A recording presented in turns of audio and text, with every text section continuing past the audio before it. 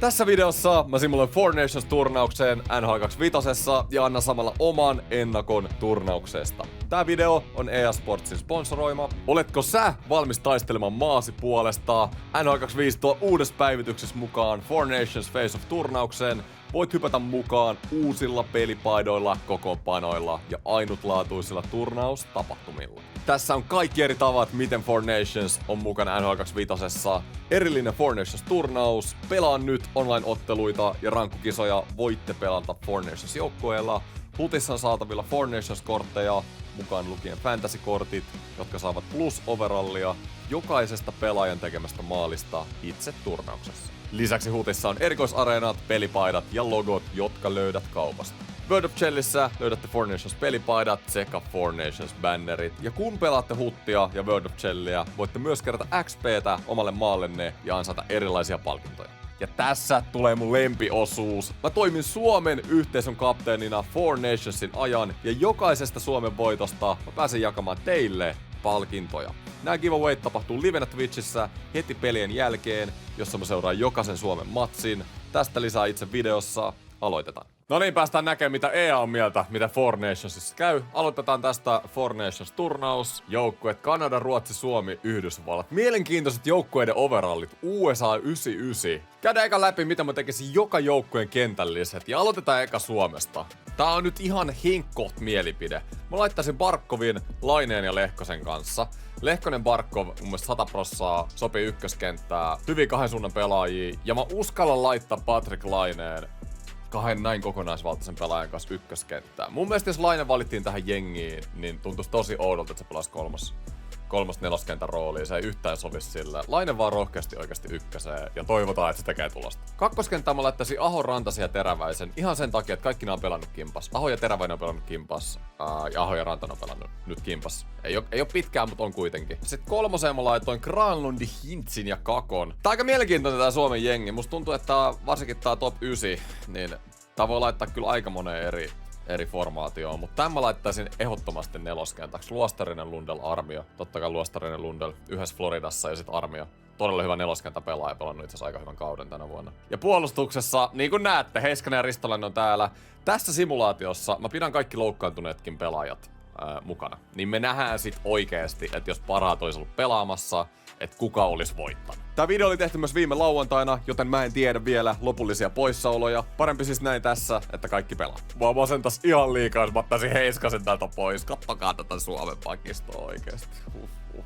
Mut joo, Mikkola Heiskanen mun mielestä se olisi ollut todella hyvä pakkipari. Tietenkään me ei nyt nähdä Heiskasta oikeassa Four Nationsissa, mutta ainakin pelissä Linder Ristolainen, Määttä Hakanpää ja Juuse Saros totta kai maalissa. Mennään seuraavaksi Kanadaan. Ei oo mun voittajasuosikki näihin kisoihin. Ei oo. Mutta näin mä tekisin Kanadan kentät. McDavid, Marner ja Reinhardtin kanssa. Mun mielestä tässä on aika täydellinen kombo. Reinhardt hyvä sniperi, McDavid, Marner voi rakentaa enemmän peliä. Kakkoskenttä, Crosby ja Marchand tulee 100% pelaa yhdessä. Ne oli viime World Cupissa, pelaskos kimpassa. Pelaa tosi hyvin yhteen. Ja mä laittaisin kyllä Nathan McKinnonin noitten kanssa tohon laitaan. Siis Kanadan 2 ekaa kenttää on aivan järjettömiä. Kolmoskenttää mä laittaisin Tampa Bay-kentä, siinä oli Point Hageli. Ihan 100% tän takia Tampa Bay on valittu tänne, että ne pelaa kimpassa. Neloskenttä Bennett, Konechny, Stone. Mä voin vannoa, että jos nyt valittaisi jengit uudestaan, niin Bennett ei olisi enää jengissä. Puolustus Devon Taves, Makar, Theodor, Pietrangelo, Morrissey, Pareikko. Pietrangelokin on pois oikeassa Four Nationsissa, mutta Vegas pakkipari kakkospari. Colorado pakkipari ykköspari. Mä tykkään kyllä mitä Kanada on hakenut. Kanadalla on selkeät roolitukset ollut tässä jengissä. Ne ei oo selkeästi varsinkaan näihin alempaan kahteen kenttään ottanut parhaita mahdollisia pelaajia, mitä Kanadalla on. Ne on yrittänyt roolittaa. Mä tykkään mitä tässä on haettu. Ja tässä on Kanadan joukkueen ylivoimainen heikkous. Aiden Hill olisi mun ykkönen. En mä nyt sano, että on huono. Ei Binningtonkaan huono. Paras yhdestä turnaus, kuka vaan veskari voi olla hyvä. Mutta paperilla Kanadalla on oikeasti huonommat veskarit tähän turnaukseen. Mennään seuraavaksi Ruotsiin. Maalivahti itse asiassa Ruotsilla tosi paha päätös. Mä laitoin nyt Ulmarkin sinne. Ruotsin kentät oli vaikein tehdä itelle. Mä en niinku tiedä oikein miten päin nää pitäis laittaa. Täällä on muutama kärkiroolin pelaaja, pitäisi olla kärkiroolin pelaaja, jotka on pelannut tosi huonon kauden. Esimerkiksi Pettersson ja Siba. Niin mä heitin nyt Siban ite neloseen. Toi on kyllä aika härski, mut se on pelannut niin huonon kauden, en mä voi laittaa sitä ylemmäs. Vauvakin itkee, kun kuulee näkee tämän Ruotsin line-upin. Laiturit on Ruotsilla erittäin hyviä, ja mä laittaisin ne näin. Mutta keskikaistalla on kysymysmerkkejä. Mun mielestä Eriksson Ek olisi varma valinta nyt ykkössentteriksi. Vähän puolustavampi äijä Bräti ja Nylanderin rinnalle, jotka on täysin hyökkäyssuunnan pelaajia. Mielenkiintoinen kun nähdä, miten Ruotsilla menee nämä kisat. Puolustus on Ruotsilla tosi hyvä. Mä laitoin vanhukset Hedman ja Carssoni samaan kenttään. Nyt kun mä mietin uudestaan, niin Carson on niin hyökkäävä, että ehkä jos pitää laittaa Forsling tai Brodin viereen. Mutta mä laittaisin Ruotsin pakit näin. Oikeasti kun näitä muiden jengien pakkeja vertaa Suomen pakkeihin, niin onhan tää nyt oikeasti aika käsittämätöntä. Niinku... Tässä on mun voittajasuosikki henkilökohtaisesti Four Nationsiin. Tän takia. Tää on paras pakisto. En tiedä, onko missään maajoukkueturnauksessa ikinä ollut millään joukkueella yhtä hyvää pakistoa. Mä olen nyt niin aivan tosissani. No ehkä Kanada 2010-2014, kyllä siellä aika hyvä äijää oli, mutta niinku Hughes McAvoy. Hughes voittaa toisen Norriksen putkeen tänä vuonna. McAvoy on ollut liigan parhaat pakkeja monta vuotta. Foxy, ei ole monta vuotta, kun kaveri voitti Norriksen, muista täsmälleen vuotta. Slavin, NHL on paras puolustavin pakki varmaan tällä hetkellä. Zach Werenski, joka on myös Norris-kisassa nuoren Faberin kanssa. Tää on ihan älytön. Ja ei se USA-hyökkäyskaan huono oo. USAskin mä mietin hyökkäyksen kanssa tosi pitkään, kenet mä laitan kenenkin kanssa pelaamaan, mutta mä päädyin laittaa Hughesin Matthewsin kanssa. Ja sit mä laitoin Matthew Boldin. Vähän niinku luomaan tilaa tähän ykköskenttään. Ole semmonen voimahyökkäjä, grinderi, tekee kas pisteet totta kai. Mulla oli tosi pitkä mietintä, laitoinko mä Tatsukin vai Boldin tohon ykköseen, mutta mä tykkäsin tästä Connor Eichel Tatsuk kakkosesta. Mun mielestä tää kenttä, mitä mä kuvittelen, että kaikki pelaa, niin mun mielestä tää vaan toimisi Irlis. Ja kolmonen Larkin kentällä Brady Tatsak. Sama juttu, mun mielestä tääkin toimisi kimpasta tosi hyvin. USA voisi kyllä laittaa Tatsukit samaan kenttään ja tehdä semmosen ryminä kentän. Mä vähän dikkaisin kyllä siitäkin. Ja sit neloseen mä laitoin Rangersin äijät. Mut joo, tässä on mun oma mestarisuosikki näihin kisoihin. Tää puolustus on vaan niin järjetön. Varsinkin paras yhdestä turnauksessa. Mä luotan ehkä tohon tykkipakistoon enemmän kuin siihen Kanadan kirkkaaseen kärkeen, joka on totta kai parempi kuin kellään. Lähdetään Suomen näkökulmasta simuloimaan eteenpäin. Ensimmäinen peli on USAta vastaan. Tulee mielenkiintoinen matsi. Ja siis mä tuun joka matsista tässä Four Nationsissa mun Twitchiin striimaamaan kaikki matsit watchpartina. Te voitte kaikki matsit katsoa livenä mun kanssa Twitchin puolella. Ja sitten tulee huippuhetket. Suomi! Jumala, mulla on juttu ihan kesken, mä ihan sekasin, mut ensimmäinen erä, Suomi-USA, Mikko Rantanen painaa 2 maalia ja Teuvo Teräväinen. Näyttäispä tätäkin niinku oikeesti Four Nationsissa. Mut joo, nyt jää juttu ihan kesken, mä simuloin vähän hitaammin ehkä eteenpäin. Ja kaikista matseista tulee myös reaktiovideo tälle kanavalle sitten. Mä oon niin innoissani tästä turnauksesta. Mä en oo ollut Brady Tatsak iskenyt jo 2. Mä en oo ollut ite näin henkilökohtaisesti innoissani mistään maajoukkuepelistä. Tai turnauksesta, sitten vuoden 2014 olympialaista. Vihdoinkin parhaat pelaa parhaita vastaan, ja nyt on ensimmäinen kerta, kun NS toi uusi sukupolvi pelaa toisiaan vastaan maajoukkueessa. Kaikki parhaat messissä. Toivotaan, että olympialaisetkin olisi sit tulossa 2026, se olisi kirsikka kakun päälle, mutta tää on hyvää tämmöstä lämmittelyä tää Four Nations. 3 minuuttia kellos, 2 minuuttia kellos, viimeinen minuutti. Ja Suomi tekee 4-2. Mä olin menossa kattoo matsia. Mennään kattoo viimeinen minuutti, miltä täällä kentällä näyttää. Mutta Suomi on ottamassa isoa, kyllä mä sanoisin, että yllätystä ensimmäisestä matsista. Täytyy kyllä sanoa, että totta kai liputan Suomeen, mutta ihme pitää tapahtua, jos tää tulos nähtäis oikeassa elämässä. Paperilla tässä turnauksessa mä heittäisin USA, Kanada, Ruotsi, Suomi. Tossa järjestyksessä. Turnauksen voittaminen tulisi kyllä vaatii. En mä tiedä, tulisi vaatii ihmeitä, varsinkin tuolla nykypakistolla. Mä en rehellisesti näe, että me pystytään voittaa peliikään, mutta mä toivon, että mä oon väärässä. Se täytyy Suomesta sanoa. Laine vetää tyhjistä ohi, terve Laine. Barkko, musta häkki. Se on tyhjä maali. Laitto Mikkolalle vielä. Ja Mikkolakin vetää ohi. Mut siis Suomella on paras hyökkäys, mitä mä ite muistan ikinä olleen maajoukkueessa. Siis Suomen hyökkäyshän on ihan järjetön. Et kyllä maaleja pitäisi pystyä tekemään, mutta me ei saa kyllä yhtään tulitukea sit viivasta. Se voi tehdä hyökkäjillä hommat vähän vaikeaksi. Mutta näin, Suomi voittaa 4-2 USA:n ensimmäisessä Four Nations-ottelussa ja jenkit on ihan ihmeessä. Mitä? Ei tän näin pitänyt mennä. Ja Ruotsi on voittanut Kanadan 3-2. Yllätyksiä täynnä ollut ensimmäinen kierros. Kyllä mä fiilaan tätä. Eurooppa parempi kuin North-America. Eli nyt on Suomi, Ruotsi ja USA, Kanada. Ja jos te ette tiedä, miten Four Nations tulee toimimaan, Four Nationsissahan on kaikki 4 laitettu lohkoon, ja jokainen pelaa jokaista vastustajaa vastaan kerran. Eli kaikilla on 3 peliä. Tää käytännössä tarkoittaa sitä, että 2 voitolla sä pääset jatkoon. Eli nyt on semmonen tilanne, että Suomi-Ruotsi-pelin voittaja on lähes 100 varmasti jo jatkossa. Ja Kanada-Yhdysvallat-peli häviäjä on lähes 100% jo ulkona. Eli todella mielenkiintoinen tilanne. Ja tosiaan lohkon 2 parasta, niin pelaa sitten paras yhdestä loppuottelun. Eli tää tulee olemaan todella nopea tää turnaus. Kyllä me Suomen kanssa seurataan tätä turnausta. Ruotsi vastassa. Katsotaan mitä ekas eräs käy. Olisiko yhtä kova startti kuin Jenkkei vastaan? Sieltä eka erä 1-1. Mikasi Banicev neloskentässä ja Olli Määttä. Nyt Ruotsi johtaa vähän laukaukset, 14-8 vedot. Ollaan vähän alakynnästä nyt, mutta peli on 1-1. Ai, Lukas Raymond yllättää Juuse Saroksen. Kyllä Ruotsi on aika vahvasti tullut sisään tähän turnaukseen. Suomen ylivoima, pitkä YV. Suomen tulee olla tosi mielenkiintoinen YV tässä turnauksessa. Rantanen siellä oikealla, Laine vasemmalla.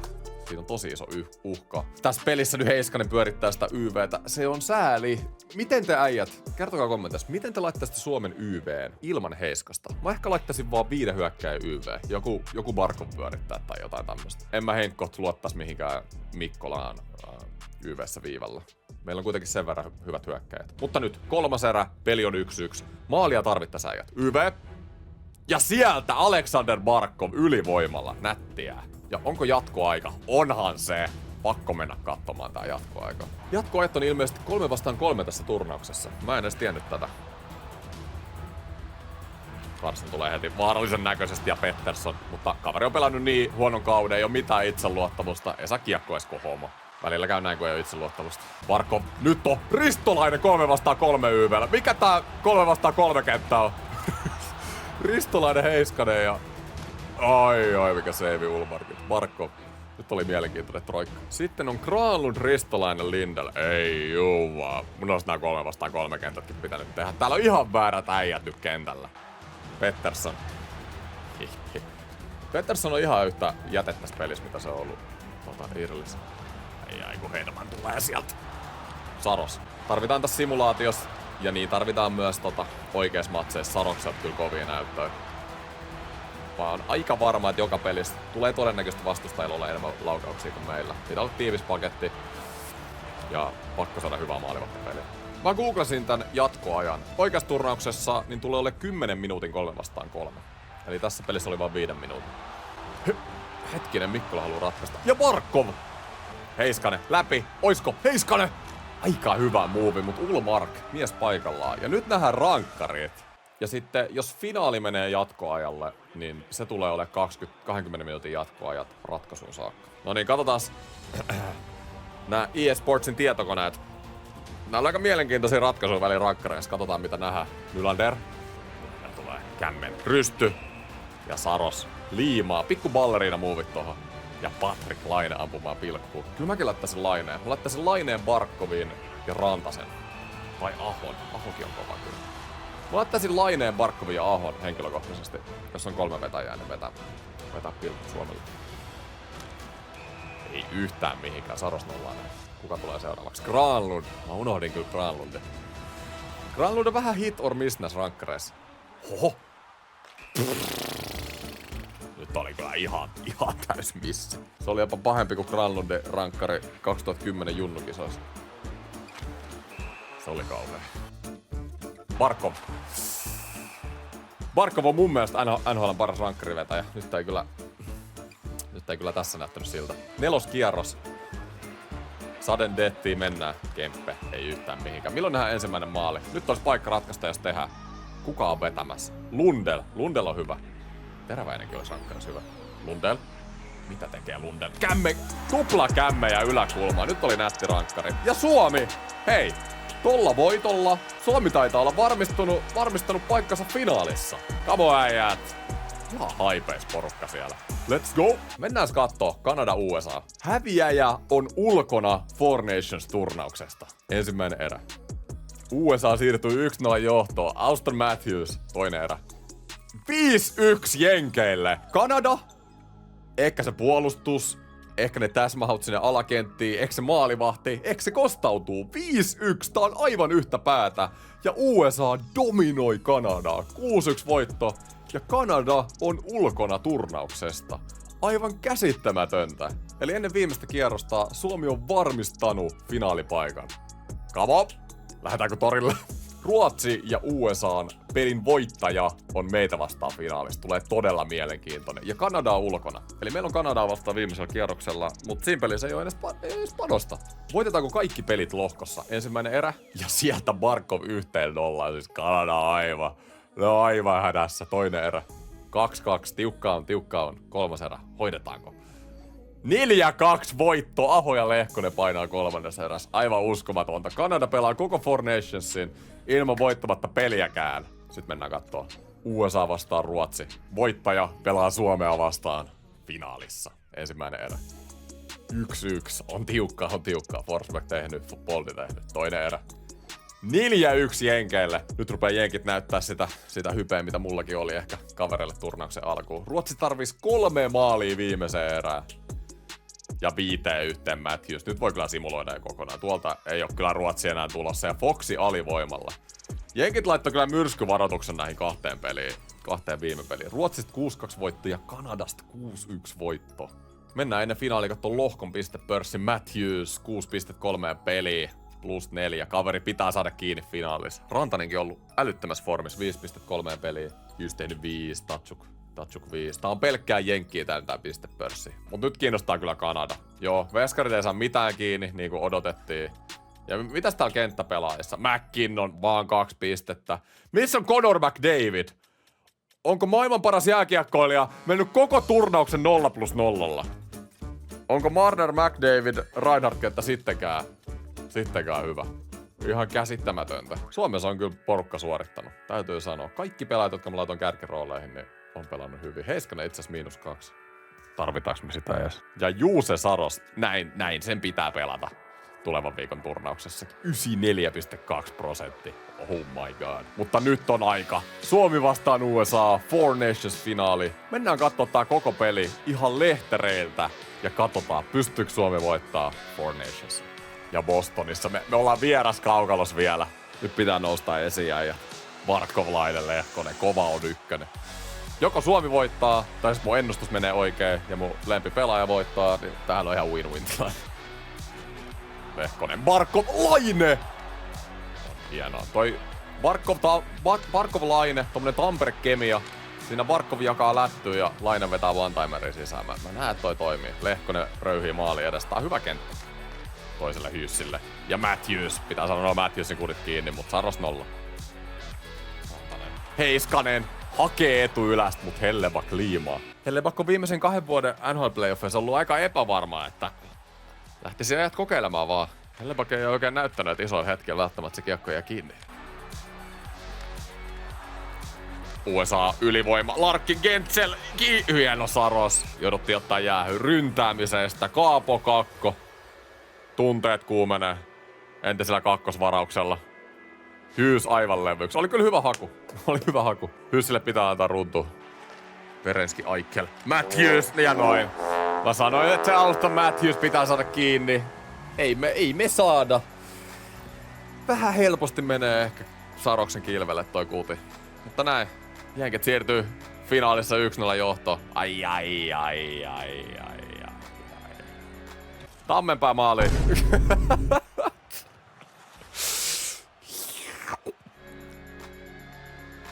Ei siis kattokaa, ei noin jenkit edes juhli. Ne pitää meitä ihan vitsinä äijät. Barkov. Jopa! Barkov! Heti seuraavasta vaihosta meidän joukkojen kapteeni. Yllättävä laukaus ja jälleen kilpipuolelle. Mut mä sanoin, että sitä Hellebakkia pitää testaa. Katsotaan. Sieltä tulee riista, mut Barkov saa vedon ja... Sinne sujahtaa. Barkoville. Barkov hakee uudestaan Hellebakin kilpeä. Oli hyvä yritys. Barkov on tullut pelaamaan tähän finaaliin. Heiskanen. Mikkola. Ai, tää on taavauspelaaminen. Tiedetään, että varsinkin kiekollinen pelaaminen puolustajilla on meidän heikkous ja se näkyy tällä hetkellä kentällä. Graideri. USA 4. jäällä. Ja siihen Millerille, mut Juuse Sarokselta. Aivan käsittämätön torjunta. Toinen erä alkaa. Mä vaihon kuvakulmaa nyt tähän toiseen erään. Nähdään vähän eri perspektiivistä, mitä tää kentällä tapahtuu. Laine nostaa! Patrick Laine kilvelle! Ja mihin Barkov vetää? Ei tosta voi vetää ohi Barkov. Hieno, ja siis tää ykköskenttä on ihan järjetön. Sinne laitaa Teuvolle. Rantanen menee, Teuvo! Mikä tää oli? Olisit sä voinut lätynkin heittää, mutta sä hait jotain ihan erilaista muovia. Teuvo kulmas ja joutuu rikkomaan. Siis... Äijät, me ollaan ihan jäätävällä asenteella täällä kentällä. Mä en muokannut näitä spesiaalikenttiä miltään maalta. Eli jännä nähdä, ketä Suomella pelin mukaan kuuluisi pelata ylivoimalla. Täällä on Barkov, Teräväinen, Rantanen, Heiskanen, Ristolainen. Mitä helvettiä? Joo, ei ehkä ihan näin, mutta Teuvo, Rantanen, Barkov, Patrik Lainetta ei olisi vetäjän paikalla. Barkov! Juuse, nyt hei, mailapeli kuntoon Juuse nyt! Mitä siellä tapahtuu? Ihme pakarasambaa. Rantanen, nyt on tilaa! Ja Barkov! Barkov, tee. Rystylaina. Kyllä! Mä tiedän nää Barkovin muovit. Rystymestari. Siis Alexander Barkov on tullut pelaamaan tähän Four Nations-videoon. Joukkueen kapteeni. Barkov, tämmöstä tarvitaan tälläkin viikolla. Oikeesti. Jenkit tulee Connor. Meillä on Hakanpää vastas. Meillä on 3 pakkia tässä jengissä, jotka ei pelaa tällä viikolla. Irlissä. Surullista. Kattokaa mitä olisi käynyt, jos meillä olisi kaikki pelaamassa. Voitettais koko paska. Hienolainen. Lehkonen! Ja se on se Hellebakin kilpikäsi. Me koko aika testataan. Se on videocoachit tehnyt Pennasen johdolla hyvää duunia. Larkkin keskelle. Mikä syöttö! Eteen! Siellä on Saros maassa ja kestetään. 2-1 johossa 3. erää. Vedot on 13-12 meille. Taklaukset aika tasa. Hyökkäys oli aika tasan. Tiukka on. Rantanen keskelle. Ei laita. Oho. Lindell. Rantanen! Ja Mikko Rantanen läheltä tarkasti. Mä oon ihan shokis, mitä tää Suomen peli on ollut. Sieltä Rantaselle ja aivan ylähyllylle Hellebak hakkaa mailaa, kun ei oo mitään tehtävissä. Eikö ajat toriin vaan valmiiksi? Jenkkien coachi. Ei voi uskoa silmiä. Ei mihinkään. Siis USA teki Ruotsia ja Kanadaa vastaan, molempia vastaan 6 maalia. Mut sit kun on Suomen kivinkova puolustus vastassa, niin ei riitä. Vielä 25 sekuntia pitää kestää. Sinne Mäkävoille, Larkkinille. Ei löydä. Connor ja Barkov. Hattutemppu tyhjiin. Ja näin. Rystymestari, nöyrästi mailla ilmaan ja Suomi on Four Nations mestari. Aika paljon Bostoniskin lentää Barkovin hattutempusta. Lippiksi jäille. Jenkkifanit on ihan mehuissa. Koko halli seisoo. Oi. 3, 2, 1. Kiinnostaa kyllä nämä voitonjuhlat tässä. Oi! Jenkit on aivan shokista. Piti olla helppo turnaus heille, mutta eipä ollutkaan. Hellebak. Ei saa mitään kiinni. Upeeta. Ei nähty edes kannun nostaa. Mä en tiedä onko tässä turnauksessa mitään pokaalia. Alexander Barkov jatkaa siitä mihin jäi viime vuoden Stanley Cup-finaaleissa. 5 maalia, 2 syöttöä, 7,4 ottelua. Ja Suomi on mestari. Toivottavasti tykkäsitte videosta. Kertokaa kommenteissa, oliks tää simulointi teidän mielestä realistinen? Miten Suomella tulee käymään oikeasti Four Nationsissa? Kiitos ja